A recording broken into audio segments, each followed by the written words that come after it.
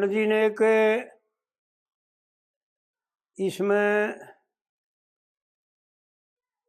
हरिश्चंद्र में कविता करवाई बनाई। जब उसका मटका फूट गया और वो बड़े अफसोस में था हरिश्चंद्र, क्योंकि 27 दिन हो गए थे रोटी राटी कुछ खाया ही नहीं था न। दुकान बजाए ना था, दुकान बता रखी थी भाई दुकान पर तो सीधा ले आइए अपनी रोटी बड़ा खाए जाइए, लेकिन उसने दुकान पर गया ही ना हो। 27वें दिन जब मटका ना उठा, जब तक यो रानी तो कह गठवा उनकी कह था, क्योंकि इसकी पहले ड्यूटी लगी थी वरना नदी से पानी लाने की। भाई आड़े मटके हम पानी भरे जा और ये आते जाते पिए जाएंगे, प्याऊ लगा करता हो। जब मटका ना उठा, जब वो मटका फूट गया तो वहां पर विश्वामित्र जाता है ब्राह्मण बन के, भाइयों तो मटका फोड़ दिया क्या करे। अब महाराज फूट गया, ठोकर ला के पड़ गया। फिर ऊड़ उसता ही बतावे है जब विश्वामित्र ही बतावे। ऋषि जी वो ऋषि बन कर जाता है इसके पास, यानी ब्राह्मण ऋषि होते थे ना पहले, उस रूप में जा है। तो उसको बतावे है ऋषि जी में नौकर कालिया भंगी का और के घना निखारो से। एक तो देखो भाई विचार करे, पंडित जी में यह खासियत थी भाई जब कालिया भंगी का तो नौकर था ही हो, इसमें तो कोई दो राय से ना, सब जाने हैं और किताब में भी लिख रखे और कालिया में भी ऐसा आता है। फिर निखार रावण की क्या जरूरत थी? निखार से यानी समझदार के लिए इशारा है कि यो अरे भंगी ने मत जानिए। मैं कितना और कितना बोलू, मेरा इशारा और कितना यो तो केवल माध्यम है। यो भंगी जो है यो केवल माध्यम है। ऋषि जी में नौकर कालिया भंगी का और के घना निखारो से सोच गणी यो मटका फूटन की। नौकर की के कारो से केवल माध्यम माध्यम है, इशारा कहीं और है। फिर केवल टेक में यो कह करके और भाव बदल देता है। सारी ये तो बात लफ्ज बदल दिए। कली में तो ना इस टेक में तो ऋषि जी में नौकर वालिया भंगी का आड़त जिक्र कर दिया, माध्यम भी बता दिया और निखार ला करके यूं बता दिया कि भाई विचार करिए, मैं इसका जिक्र नहीं करता। यानी पंडित जी ने अपनी तरफ से क्लियर कर दिया। फिर कली में बताता है सतगुरु जी का ध्यान करे थे भाई कौन सा तो मटका फूटने का सोच है मैंने। अरे आप आराम से कर लो, सारा ले लो आराम से। हाँ, कौन सा तो मटका फूटने की सोच है और मैं क्या जताना चाहता हूं उसका कली में जिक्र करता है। सतगुरु जी का ध्यान करे थे और नित उठ के पुनदान करे थे। नित उठ के दोनों दो बड़ी गहरी बातें हैं पंडित जी की। नित उठ के पुनदान करण के दो भाव है, उनको अच्छी तरह से जान ले। में एक भाव तो ये है कि किसी की भी जीव मात्र की रक्षा करना ये पुण्य है, और किसी भूखे तिछाए ने या गऊ ने रोटी देना या कीड़ी जमाना ये भी दान है, पुण्य है। बहुत बड़ा। और अपने लिए जो करना ना, अपने जीव का कल्याण करने के लिए ईश्वर का भजन करना, ये भी पुण्य है। क्योंकि कई संतों के शब्द हैं, और एक हमने भी बनाया था, कविता बनाई थी, तू बन जाइए परोपकारी, पहले अपना उपकार करे पाछे। एक संत का यो शब्द है, हम बालकपन में गाया करते, जब शब्दी थे, जब ये टेक टेक याद आई से इसकी, तू बन जाइए परोपकारी, पहले अपना उपकार करे पाछे, तेरी सब कट जाएगी बीमारी, नहा धो के भजन करे पाछे। तो जो आप सबसे पहले जो अपना कल्याण कर लेगा ना, वो ही दूसरे का भला कर सकता है। और जब अपना ही भला ना कर सकेगा तो दूसरे का बिगाड़ भी के देगा और बना भी के देगा। आड़े भी एक एक बात अनमोल बताता है कि तेरा कल्याण कैसे हो सकता है, और कल्याण का कितना तेरा घाटा हो रहा है, वो घाटा बताता है इस पहली कली में। और भाई मटके के बारे में बताता है इशारा करके कि भाई मटका क्या कहता, मैं क्या इशारा करता हूँ। इस मटके का जिक्र नहीं हो तो 4 आने का होगा, उस वक्त 2 आने का 4 आने का आ करता, और ले आ जाएगा। अरे वो तो फूट गया भाई। लेकिन बहुत गजब की बातें हैं, गहरी बातें। सतगुरु जी का ध्यान करे थे और नित उठ के पुण्यदान करे थे, और एक दमड़ी का भी नुकसान करे थे। यानी दमड़ी माने एक सांस। बहुत गजब के इशारे। भाई कविता बना कर गावा था, इसलिए दम नहीं कह सका, क्योंकि दम कहता तो बात बने नहीं है, कविता नहीं बने। एक दमड़ी का भी नुकसान करे थे, उस कर्जदार की मार हो। इब्न्यू आड़ पंडित जी ने अपनी तरफ से बता दिया कि भाई जो चीज से जिसके, और जो बुद्धिजीव से, और जो अपना कल्याण करना चाहता है, वो विद्वान पुरुषों के पास जा करके और इस बात में खुलासा करवा लेगा। क्योंकि कर्जदार बता करके न्यू बता दिया भाई कर्ज कितने लेकर आ रहे हैं। तो कल मैंने साहब से बातचीत में, कई बातचीत तो कई देर तक होती रही, लेकिन यह बात भी नहीं बताई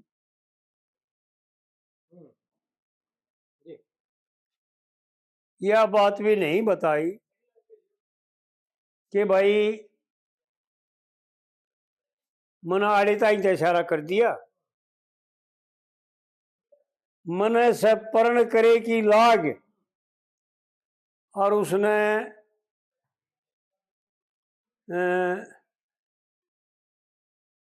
साहब ने आड़े यो खुलासा किया था कि जब ब्याह होता है तो फेरियां पर पर्ण करते हैं। लेकिन मैंने साहब को ये आता है, यहाँ तक तो बता दिया कि पर्ण 2 जगह करता है।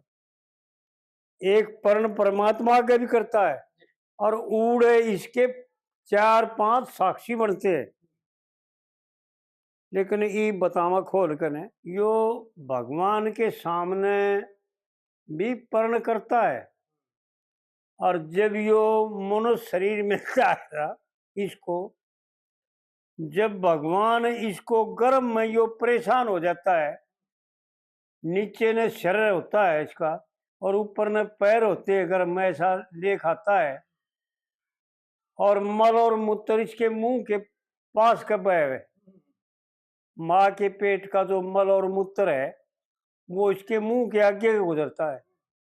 तो यो बहुत परेशान हो जाता है और परमात्मा से प्रार्थना करता है, और वहां पर परमात्मा के सामने वचन भरता है कि भाई मने इस कष्ट से, इस नरक से बाहर कर दे, मैं तेरा जिंदगी भर जो है ना गुण गाऊंगा जी और तेरा भजन करूंगा और जीव मात्र की, तेरे जितने भी जीव है ना उनकी सेवा करूंगा। तो इसके ऐसा बताते हैं, लेख आता है कि 5 साक्षी बनते हैं, अन्न जल अग्नि, इस तरह बताते हैं 5 साक्षी बनते हैं जब इसको यो शरीर मिलता है मनुष्य का, और जब यो गर्भ से बाहर करते हैं परमात्मा इसको। लेकिन फेरिया पर जब यो वचन भरता है अपने पंचायत के बीच में, जो वहां पर भी इसके साक्षी बनते हैं। जी 10 तो देवता, 9 ग्रह जिनकी पहले पंडित पूजा करता है, और गणेश भगवान जी शंकर का पुत्र, जी क्योंकि पूजा में सबसे प्रथम उसकी पूजा होती है। जी और 33 देवता, उन देवताओं को भी पूजन किया जाता है और कपड़े दिए जाते हैं। कोई भी हवन करे, पहले 9 ग्रह और ये देवता, इनको वस्त्र भी दिए जाते हैं, जलर आहुति वगैरह वगैरह सब दिया जाता है। तो इसके जब ये फेरिया अपने घरवाली के सामने जिसका हाथ पकड़ता है, जिसके साथ अपना जीवन व्यतीत करना चाहता है, उसके सामने वचनबद्ध होते हैं। दोनों वचन भरते हैं, और दोनों ही वचनों का, दोनों जगह वचन भर के, और दोनों जगह के वचनों का जो है उल्लंघन कर देते हैं। कोई ऐसी जगह के नहीं मानते, ना आड़े संसार के नहीं मानते और ना परमात्मा के नहीं मानते। तो मैंने इतना ही कह कर रोक ली, बात लंबी बात हो थी। सब 2 जगह भरते हैं ये वचन, तो परमात्मा के सामने ही भरते। तो साहब ने हाँ भर ली, भाई हाँ ठीक है। फिर मैं बोला जी, एक बात के 2 मतलब होते हैं, कारण 2 होते हैं, 2 में यो सारा संसार बचा हुआ, 2 से न्यारा कुछ नहीं है।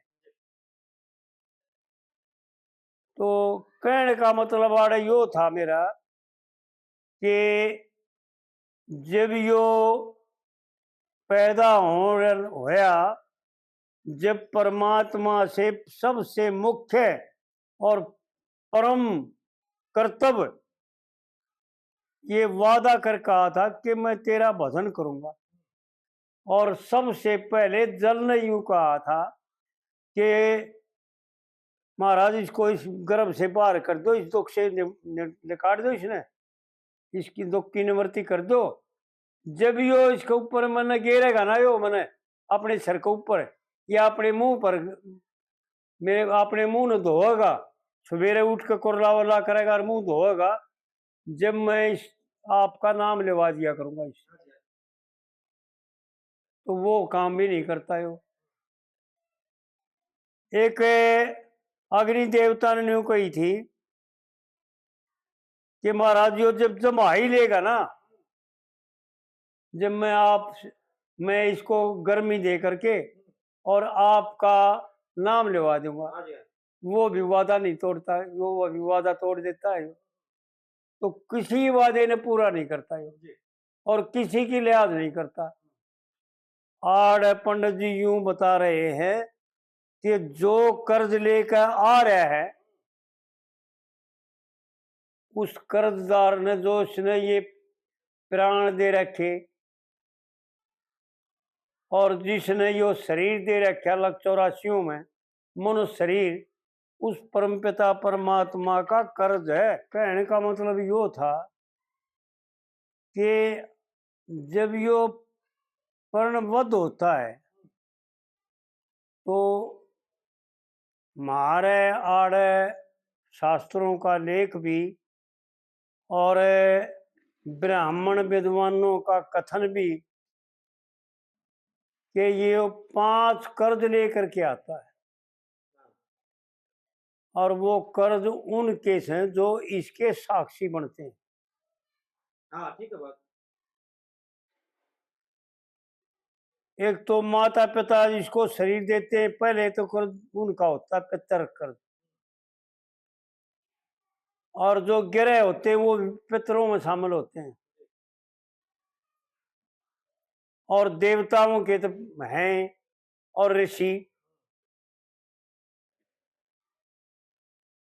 एक पुराने जमाने में शब्द गाया करते हम, जब एक शब्द था कबीर साहब का, 5 तेरे मांग मांगे नेतु ढूंढ भरिए, और भाई बिना दिए तन नहीं सरेगा, देखे बुरे ते डरिए, कोई रे विद मिलन की करिए।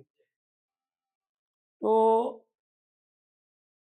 परमात्म प्राप्ति में, अच्छे मार्ग में, शुभ कर्मों में ये कर्ज से उन्नतर होना जरूरी है। और जो पंडित जी ने एक कविता में ये बता रखा है कि पुत्र बिना मोक्ष ना हो, चाहे हो गृहस्थी ने ज्ञान, उसका भी यो है मतलब है। और यह बात कई वो बता रही कि भाई माता पिता के कर्ज ने वो पुत्र तारता है जो परमात्म प्राप्ति करता है, जो भगवान का भगत बनता है, जो शुभ कर्म करता है, अशुभ का त्याग कर देता है, विषय वासना संसार का त्याग कर देता है। तो आड़ जो है ना, पंडित जी बता रहे इशारा करके कि सतगुरु जी का ध्यान करे थे, और नित उठ के पुण्यदान करे थे, और एक दमड़ी का भी नुकसान करे थे, भाई उस कर्जदार की मार हो से। सोच घनी यो मटका फूटन की, यो मटका कौन सा मटका भाई? यो शरीर छूटन की, यो मनुष्य शरीर बहुत कीमती मिला है, और केवल मनुष्य कल्याण के लिए मिलता है मनुष्य शरीर। भोगों के लिए 83,99,999 यूनी है, उनमें भोग भोगे जाते हैं, और ईर्षा विरोध लड़ाई झगड़े खूब किए जाते हैं, और वो पराधीन होते हैं।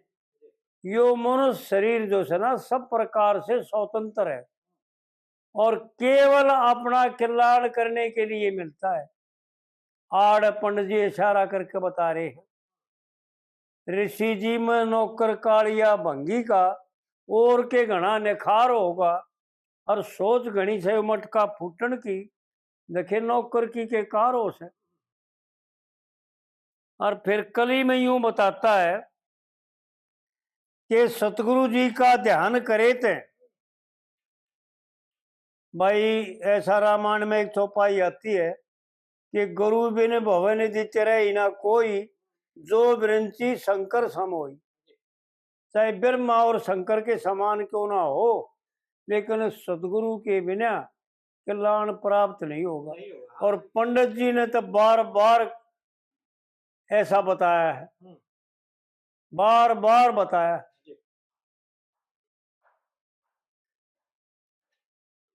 गुरु मान सिंह करो आनंद, कट कट जा दुख विपता के फंद, और लक्ष्मी चंद इसे थन धर ले, समझनिया के लाग पिताजी, जात लाग चोट कसूती गात में। पंडित जी ने एक एक बात खोल के बताउन में अपनी तरफ से कोई कमी नहीं रखी। और फिर इसकी दूसरी कली में बताता है, एक एक अक्षर एक एक निखार करके और खोल करके और हमारे सामने पेश करे उन विद्वान आदमी ने मेहनत करके। लेकिन हमारे जैसा कुलछना मेरे ख्याल में शायद कोई होगा, वहां तक पहुंचते को नहीं। दूसरी कली में यूं बताता है अपनी स्थिति बताता है। ऋषि जी मैंने भाग लिखा लिया ही ना, ये भाग कर्म के एक हिस्से ने, ऐसा है ना जी भाई। जिसे हम कर्म करांगे उसका जो हिस्सा है उसको कहते हैं भाग। समझ में आ गई होगी सबकी में, जी यह भाग भाग क्या होता है। भाग कोई न्यारी बात नहीं है, भाग करे हुए कर्म का एक हिस्सा होता है, एक फल होता है। यानी फल को कह ले, चाहे हिस्सा कह ले, चाहे भाग कह ले, उसके सब पर नाना तरह से समझा जाएगा। लेकिन जिसे कर्म कराएंगे उनका जो फल मिलेगा ना हमारे को, उसको भाग कहते हैं। समझ में आ गई उन्हें खूब। ऋषि जी मैंने भाग लिखा लिया ही ना, अरीबियो पड़ गया विष का प्याला पीना। जी कौन सा प्याला पी? विष का प्याला तो भाई मारने का वो है। विष का प्याला पिए पाछे कोई जिया है, लेकिन ईसा विष पीता है यो, बार बार पीता है यो, और तड़पता है और भुगतता है और नाना दुखों को का सामना करता है, वो विष पीता है। जी ये संसार के भोग, यो आपस का बैर, एक दूसरे से द्वेष करना, एक दूसरे का पक्षपात करना, ये ही विष है। जी और बताओ न्यारा क्या विष है? कोई न्यारा हो तो बताओ भाई। ठीक है भाई। ऋषि जी मैंने भाग लिखा लिया ही ना, ईबियो पड़ गया विष का प्याला पीना, और लहा भाड़ी और मरना जीना। देखिए उस वेदना का एक तार हो। ये रामायण में भी एक चौपाई दे रखी है, जी हानि लाभ जस अब जस, जीना मरना ये विधाता के हाथ में। आड़ पंडित जी वाह बात बताओ।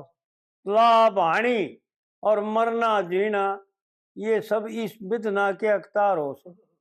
सोच गणी यो मटका फूटन की नौकर की के कार हो। एक एक बात पंडित जी की जो है ना वो इतनी कीमती है कि कहण कहण के छोड़ने की नहीं, कह कर छोड़ देना उसका कोई फायदा नहीं। उनका गहराई से सोचे भाई कहाँ क्या गड़बड़ हो रही है, यो किसके लिए कह रहा है।